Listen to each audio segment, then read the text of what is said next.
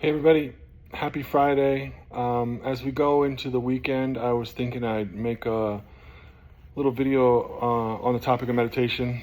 I've done this before, but I just wanted to hit on it again. So if you're a meditator, then you don't need to watch this video because you know what I'm talking about. But if you are a friend of mine and you are not a meditator, I wanted to propose to you an analogy that maybe will open you up to it. And this has happened for me with coaching clients, with sponsees, where I've brought up the topic of meditation and they've said, I tried that and it didn't work for me. And what I hear when someone says that is like literally saying, it's almost as if you were saying to me, you tried food and you didn't like it, so now you don't eat. And that's a twofold analogy. One, because like there are as many different cuisines as there are food, there are as many different ways to meditate as there are meditation. And secondarily, I would say in terms of like overall health of the entire organism that we are, meditation, at least in my belief system, is almost as important as food. I mean, nourishing of the soul through meditation, I need that just about as much as I need the nourishment that I get from food. So what I want to try to say and maybe like remove some myths from it is like, if you have tried meditation, I would ask you what way that was. Like potentially it was mindfulness meditation, which that can look like a million different things. I mean, you can really do anything mindfully and turn it into a meditation. It's really bringing presence to what you're doing, right? That can be counting while you're doing it. It can be counting your breaths while you're doing it. It can be focusing on one of your senses while you're doing it. What are you hearing while you're doing this thing? What are you seeing while you're doing it? Things like that. But that's just like one way. There, like I said, there are tons of different ways. Another one that I really love is like mantra repetition, right? So there's different Sanskrit phrases, and it's similar to, if you're of the Catholic faith, it would be like similar to doing a rosary, right? So you have a beaded necklace that has 108 beads on it, and you repeat this mantra as you hold each bead. I love that one.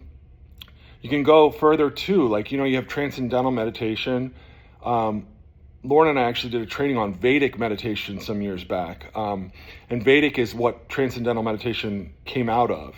And in Vedic, right, you get a mantra from your teacher, and you sit for 20 minutes in the morning and 20 minutes at night. And the way it was described to me and the way I learned it was that you kind of just allow that mantra to be in the back of your mind. And this is really the dead opposite of mindfulness meditation, because in Vedic, really what you're supposed to do is allow your brain to kind of go wherever it wants and just go with it. And as you do that, you start to sink into a little bit of a deeper state of consciousness. The goal, truthfully, is that you fall into a state of rest. And it's like a restorative practice. I would say that you could call it falling asleep. It is not technically that, and someone much smarter than me on Vedic meditation can explain the difference. But that's just like a little taste of like, there's so many variations. But what I think the point of it all is to gain you access to this superpower that to me is the capacity to create space between when something happens and when you react to it. That is a superpower. And the best access I have found to that is through meditation.